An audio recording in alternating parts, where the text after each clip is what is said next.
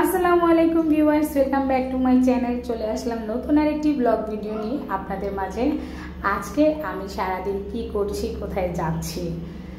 তো খুব সুন্দর একটা জায়গা, এটা হচ্ছে উত্তরা 14 নম্বর সেক্টর, দিয়াবাড়ি হয়ে আশুলিয়া হয়ে আমরা যাচ্ছি।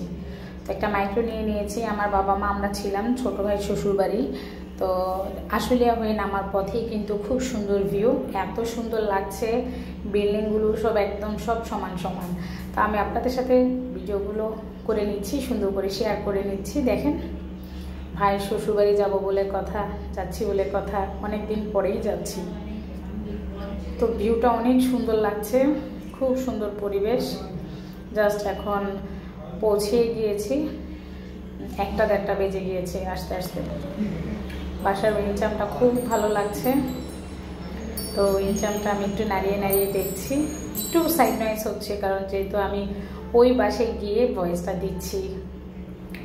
আন্টি খাবার রেডি করে ডাকছে, যেহেতু আমরা 1:30 বাজে ঢুকে গিয়েছি, 2টা বাজে এখন। আধা ঘন্টা একটু রেস্ট নিয়ে আমরা আমাদের দুপুরে খাবারটা খেয়ে ফেলেছি তাড়াহুড়া করে। ছিল করলা ভাজি, পোলাও, শুটকি, করলা ভর্তা। করলা ভর্তাটা খুব টেস্টি ছিল, ইলিশ মাছ আমি খেয়েও দেখিনি।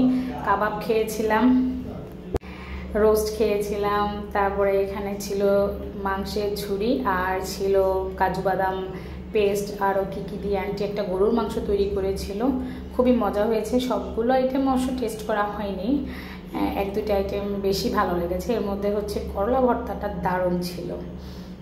তো আমার খাবারের অংশটুকু দেখেন, এটা আমার প্লেট, অল্প একটু রাইস নিয়েছিলাম, আর এই যে সবগুলো উপকরণ নিয়ে আমি বসে পড়েছি খাওয়ার জন্য। প্রত্যেকটা খাবারই খুব মজা ছিল। খাবার শেষ করে একটু রেস্ট নেওয়ার পরেই কিন্তু চলে এসেছি ফালুদা খাওয়ার জন্য। আর আন্টির হাতে স্পেশাল ফালুদাটা খুবই টেস্টি ছিল। এতে আম ছিল, নুডলস ছিল, সাবুদানা ছিল, তারপরে আন্টি আরও কিছু একটা মিক্সড করেছে জেলি জাতীয়, আর আইসক্রিমটাও খুব টেস্টি ছিল। খাওয়ার পরে আমি এবার আন্টির বাসাটা আপনাদেরকে দেখাচ্ছি, খুব সুন্দর করে সাজিয়েছে। এখানে আমার ছেলে আর সিয়াম আছে, সিয়াম চা তৈরি করছে আমাদের জন্য। আর এই যে পেন্টিংগুলো দেখছেন, এগুলো হচ্ছে আরিফ তৈরি করেছে। আরিফ হচ্ছে আন্টির একমাত্র ছেলে। আর আন্টির বাসাটা এই যে দেখাচ্ছি, এখানে ফ্রিজের উপরে নিসা খুব সুন্দর করে অনেকগুলো মানি প্ল্যান্টস লাগিয়েছে পানির মধ্যে, ভালোই লাগে। ও ফ্রিজের উপরে কাচের বোতলের মধ্যে খুব সুন্দর করে একটু একটু করে গাছগুলোকে খুব সুন্দর করে সাজিয়ে নিয়েছে, যেন দেখতে দূর থেকে অনেক আকর্ষণীয় আর অ্যাট্রাকটিভ মনে হয়। আমার কাছেও ভালো লেগেছে, আমি সামনে থেকে ছবি তুলেছি। আর এটা হচ্ছে ওদের ড্রয়িং রুম, আমার আব্বু শুয়ে আছে আর আমি এই পাশটা ছবি তুলছি। হঠাৎ করে আমার চোখে পড়লো আরিফের কিছু মেডেল, ক্রেস্ট, যেগুলো সে আর্মি সেখান থেকে সেগুলো পেয়েছে। কয়েকদিন আগে আমি অসীম জাওয়াতকে নিয়ে একটা পোস্ট দিয়েছিলাম, তখন বলেছিলাম আমরা আর্মিদেরকে অনেক ভালোবাসবো এবং দোয়া করব। এই যে আমার আন্টির বড় ছেলে আরিফ, সে কিন্তু আর্মিতেই আছে, আর তার জীবনে অনেক অনেক মেডেল, অনেক কিছুই আছে, অনেক কিছু অর্জন করতে পেরেছে।